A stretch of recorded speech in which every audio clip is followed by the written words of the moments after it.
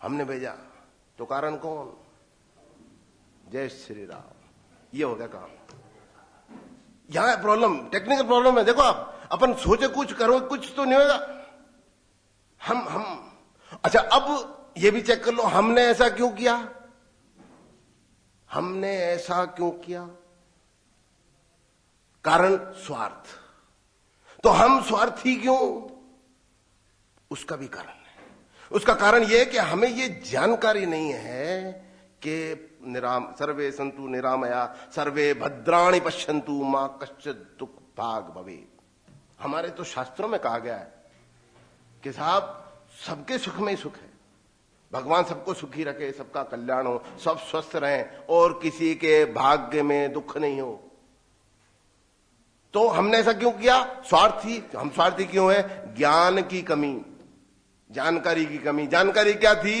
कि ये थी जानकारी कि हम अपने आप को सुखी कर लें, उससे हमें सुख हो जाएगा, उससे हमारा देश ठीक होगा। देश की हम चिंता नहीं करें तो भी चलेगा। तो देश की चिंता करो, करी नहीं, इसलिए ये व्यवस्था हुई। अगर करते तो ये व्यवस्था नहीं होती। तो कारण हम, रोग, अव्यवस्था। तो इसको सुधारना है। अब आप चेक कर लेना, मेरी बात से अगर सहमत हो तो कृपया हाथ खड़ा करना। अब आप देख लो 100% है, सभी विद्वान लोग हमारे बीच में बैठे। तो इसको चेक करो, रोग ढूंढो, रोग का इलाज करो, लक्षण को मत डील करो। Don't deal with the symptoms, deal with the disease. तो भ्रष्टाचार एक कारण नहीं है, भ्रष्टाचार एक रोग नहीं है, रोग कुछ और है। तो फिर रोग क्या है?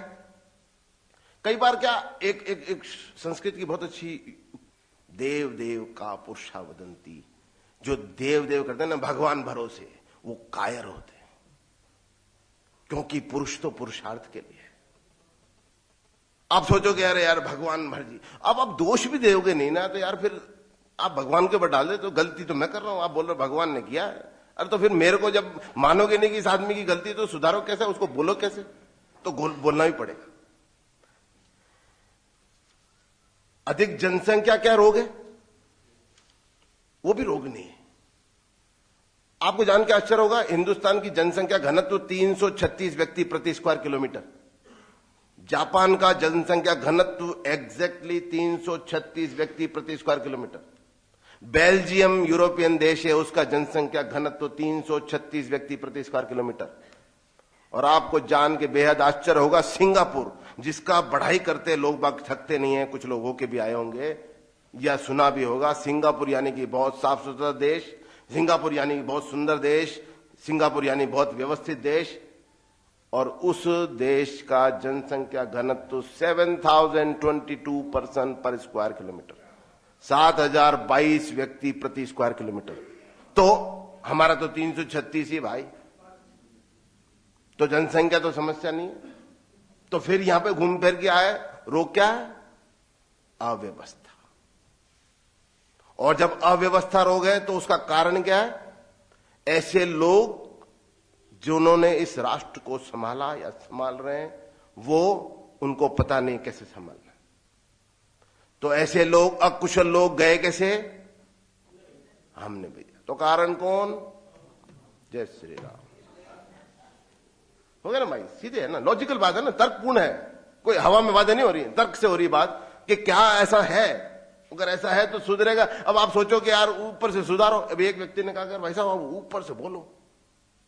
कितने लोग ये मानते हैं कि ऊपर से बोलो? अब तो खैर कोई नहीं मानेगा, क्योंकि सब कारण जान गए। अब आपको पता है अपन क्या कर रहे हैं? ऊपर से ही बोल रहे हैं, क्योंकि राजतंत्र में, जनता के तंत्र में ऊपर कौन? जनता। तो राजा कौन? जनता। तो अपन तो ऊपर से चल रहे भाई, अपन ये ऊपर ही है।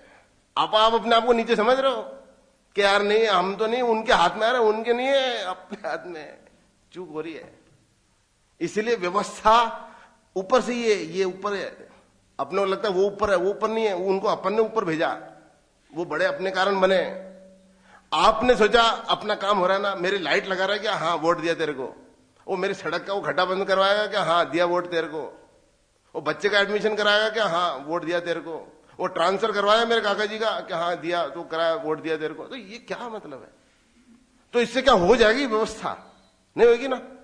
तो व्यवस्था कैसे होगी? आपको समझना पड़ेगा कि प्रॉब्लम कहां है, और प्रॉब्लम अपने को समझ में आ रही है।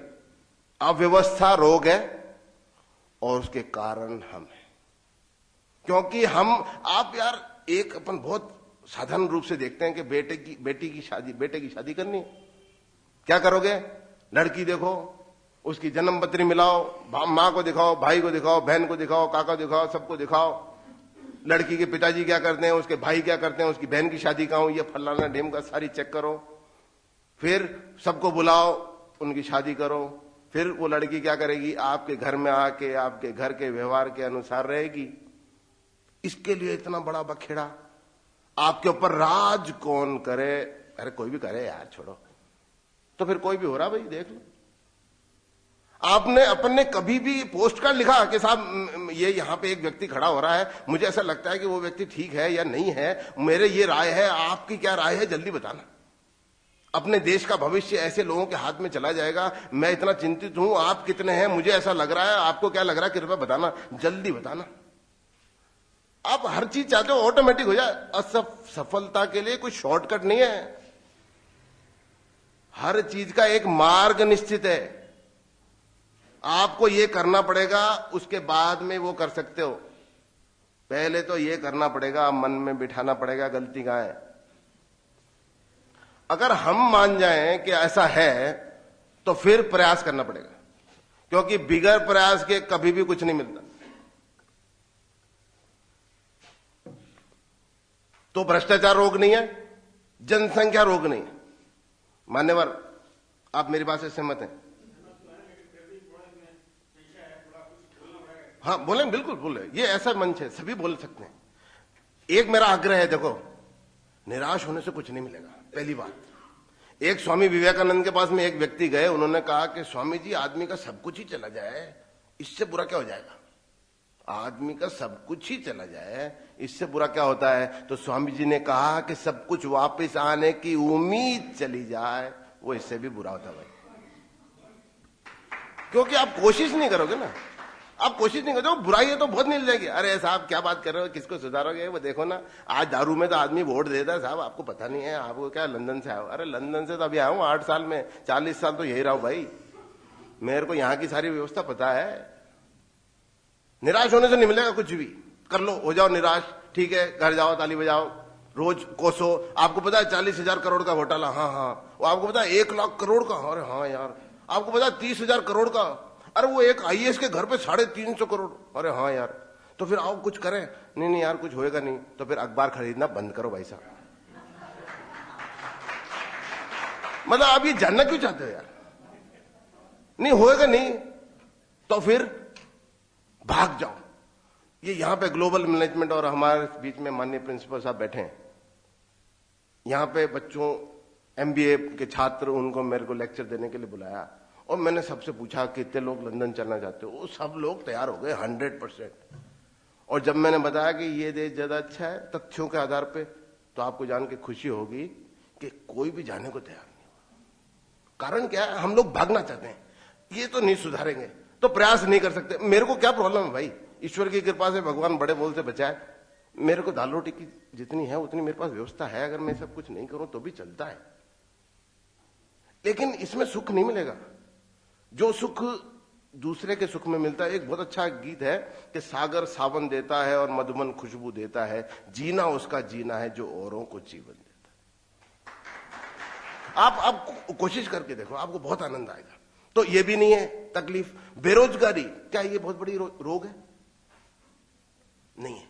आपको जान के बेहद, कुछ लोग तो जान चुके हैं और कुछ लोग जान के बेहद आश्चर्य होगा कि हिंदुस्तान में बेरोजगारी है ही नहीं।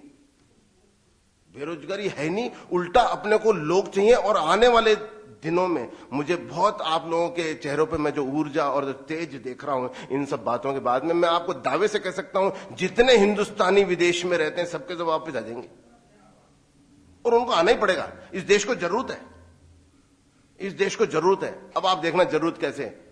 नॉर्वे 45 लाख लोग रहते हैं, वहां पे 13.5 लाख लोग सरकारी कर्मचारी हैं।